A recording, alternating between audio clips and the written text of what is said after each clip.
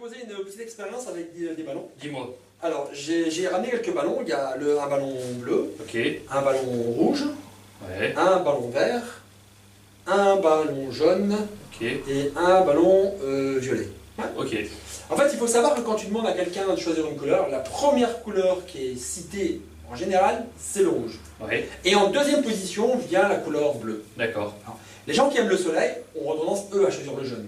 Et ceux qui préfèrent la nature vont préférer, bien sûr, le vert.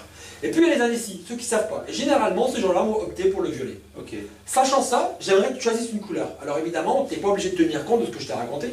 Tu peux faire abstraction complètement et choisir librement une couleur d'un ballon. C'est fait. C'est fait? Ouais. Alors pour que tout le monde puisse profiter de l'expérience, ce que je voudrais, c'est que tu prennes le ballon en question et que tu le gonfles. D'accord. Donc le vert. Le vert. Ok. La nature. Gonfle-le.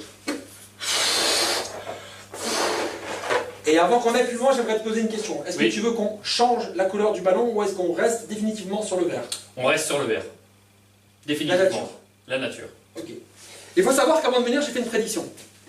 C'est une enveloppe sur laquelle j'ai écrit ma prédiction. Ok. C'est juste pour le fun, on peut faire ce qu'on veut évidemment.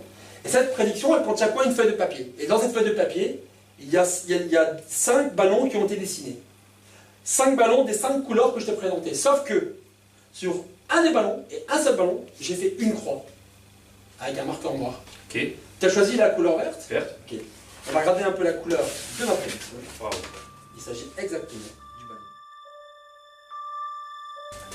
Thibaut, une deuxième expérience avec des symboles un peu particuliers. On appelle ces symboles les symboles ESP. D'accord. Alors les symboles ESP, il y en a 5. Il y a d'abord le rond. Oui. On a les vagues. On a le carré.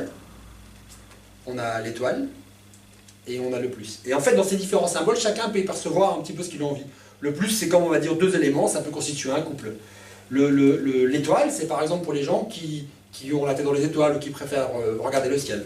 On a le carré c'est le symbole de stabilité. Ensuite, on a les vagues. Les vagues, ben, c'est l'eau, la mer, évidemment, le voyage. Et donc le rond, ben, c'est la planète en entière. Donc ça peut être le respect de l'environnement, etc. Je ne sais pas quelle personne tu es, Thibaut, mais ce que je voudrais, c'est que tu choisisses un de ces symboles. Alors, tu as différentes façons de le faire. Soit tu mélanges les cartes et t'en prends au hasard, ou soit tu arrêtes ton choix sur un symbole, celui que tu as envie. Bah écoute, il y en a un qui me plaît bien. Celui-ci. Parfait. Est-ce que tu veux qu'on change d'avis, ou est-ce que tu veux rester sur celui-là? Je garde sur celui-là. Donc, je on garde va mon choix. éliminer les autres. Tout à fait. Ce qu'on va faire, c'est que tu vas montrer la carte à nos amis. Moi, je ne veux pas la regarder. C'est bon? Je pense que c'est bon. Parfait. Et regarde, je ne vais pas la voir. Tout à fait. Ok. Je te l'ai pas dit, mais avant le départ, j'ai fait une petite prédiction ici. D'accord. En fait, c'est une pochette qui contient une feuille de dessin. Et sur cette feuille de dessin, il y a 5 symboles ESP, les 5 identiques à ceux que je t'ai donnés, qui sont représentés. Sauf que, sur un des symboles, j'ai fait une croix. Et une seule croix. Je t'ai pas demandé l'identité de ton symbole. Non. Ok. Et j'ai pas besoin parce que ma croix est déjà faite depuis longtemps. D'accord. En fait, moi j'ai choisi le carré.